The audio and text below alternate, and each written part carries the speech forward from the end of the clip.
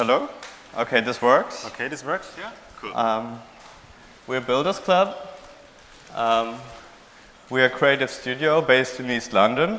Jonas Hegi from Switzerland and Julian Simshauser from Germany.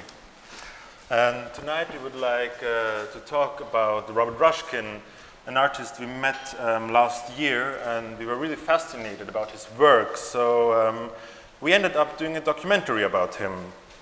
Since we don't have time actually to show the whole film, we'll now show you kind of like some little excerpts of the film. So first, like a part of the beginning.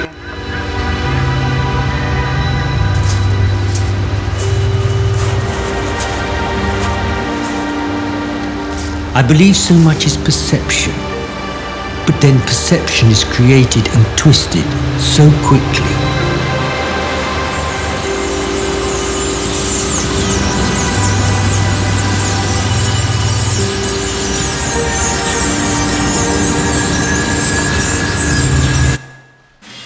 Really great artwork, like the legs for the white cube, for example.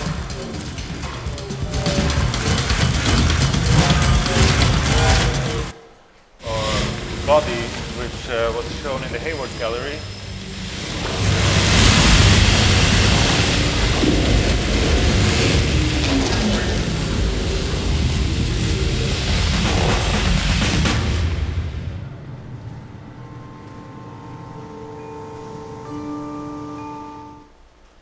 And the so-called head, which was a piece he did for the MoMA in New York.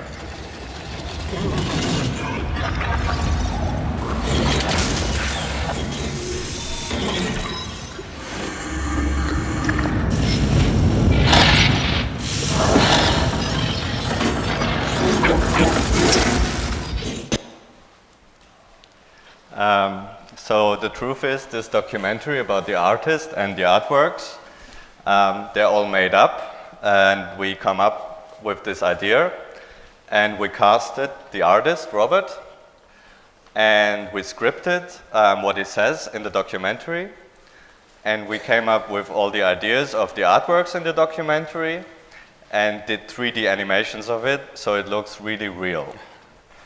So why would we do this? So first of all, we really like the idea of like being an artist and creating like crazy sculptures and showing them like in the Tate or in the Hayward Gallery. And yeah, this was kind of like a great opportunity to do this. And second, we were really interested in how far we can go if we're able to trick people into believing in the world of Robert. And so it was a lot about like reality and what it means in the age of the internet. So are we able to change the perception of someone, and in the end, if it really matters if something is real or not? So we started to create this whole world around Robert. We created kind of like his backstory, and we started creating pictures with him and Cindy Sherman, or him really young in the 80s. Oh wow, that's him, okay. Yeah. Wow.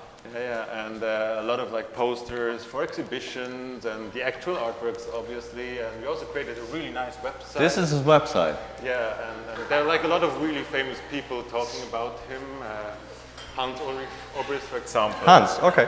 Yeah, it was really, really nice for him. So. Yes, to give you an insight about the process of developing the artworks ideas of him. So we tried to base the artworks around the personality of the artist, obviously, and he's kind of a funny character, so we really wanted to make them funny. So this is some work in progress of the artwork development here. It's like a T-Rex in the Guggenheim, New York. So it should be really engaging emotionally. This is a Big Mac. But after thinking about it more, we thought it should be also conveying a bit of a message. So it should be funny at first sight, but then conveys a deeper meaning on the second look, a bit like the concept of a tragic clown in a way. And the best way to execute it, we thought about using animatronics and robotics as the main theme that the artist bases his work around. So we did a lot of animation tests that you can see here, This is a first main idea we had, is the walking legs, which are carrying around a heavy load in the gallery. They're really in a deep struggle, like humans are. No matter where you are in life, you are in a deep struggle. And this is a test using a lot of liquids on a ball mounted on legs, which didn't make it to the film. This is a silicone breast implant, work in progress, walking around in a squared world. Then we have an animation test of Winnie Pooh legs walking around, and we thought it's really funny because he moves much more hectic and excited than all of the other legs. So we had to include him into our film. This is a test of the inflating body. The idea was that the human thing blows up so much that it's wanting more and more until it explodes. So we did a lot of animation simulation and observed how things inflate and how to make that more interesting. So we reiterated this inflating body a lot of times and combined different animation techniques to make this as spectacular and real as possible. And here we still had some liquid inside of the body, which we removed because we thought it's possibly too much. It was a mess. It was a big mess. Look at that. That's nasty. Okay. So this was another test with the leg, and we thought it's, the head.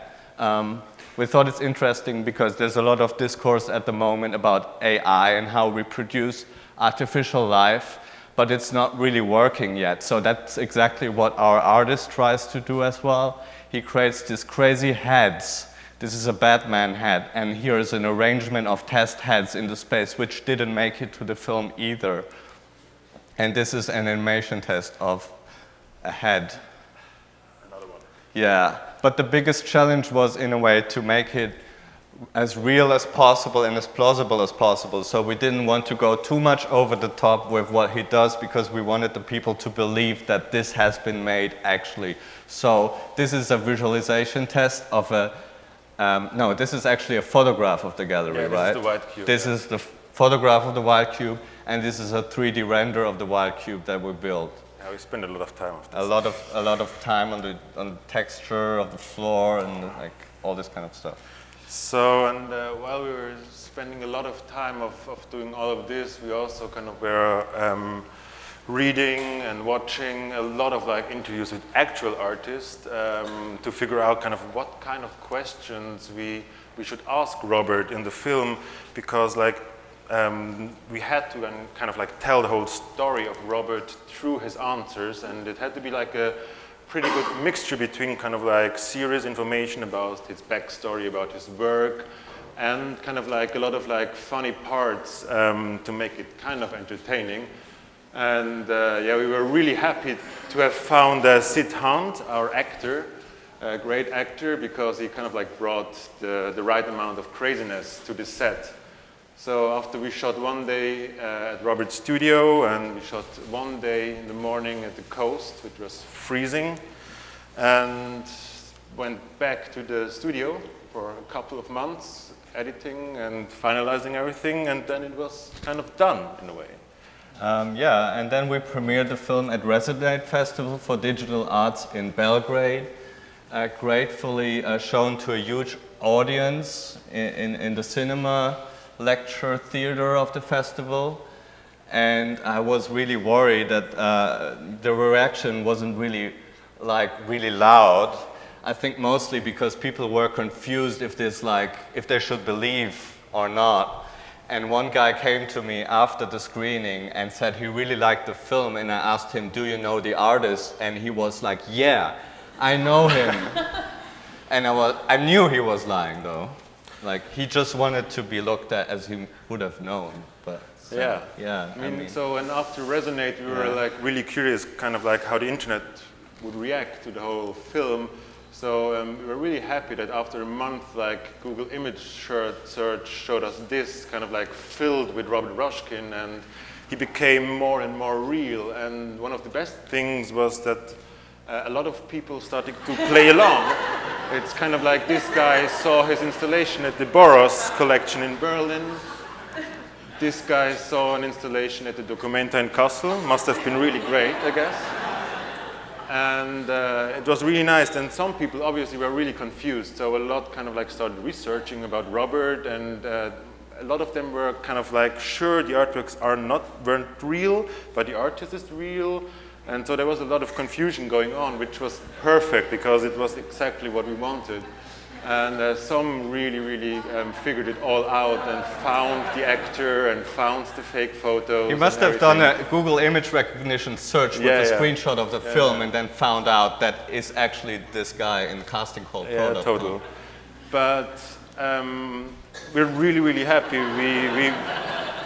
We did all of this, and it was a really great experience. And yeah, it was really great. We had no idea if it would work or not. Yeah, we were so like, really grateful. Maybe people don't give a shit. They all just realize it's 3D render, like, that's stupid true. idea. Yeah. So we're grateful it all worked out in a way, and we're happy to be here, and we're actually really grateful for It's Nice to support us from the beginning, which is really great. Yeah, they posted it, you know, they got the ball rolling on this. So thanks for having us, and yeah. All of these views of the world, those that we perceive in our minds and those that we discover in the universe, are probably just flavors of reality. What we perceive as reality may be no more than a great illusion. But in the end, does it matter? Jasper, are we ready? Yes, master.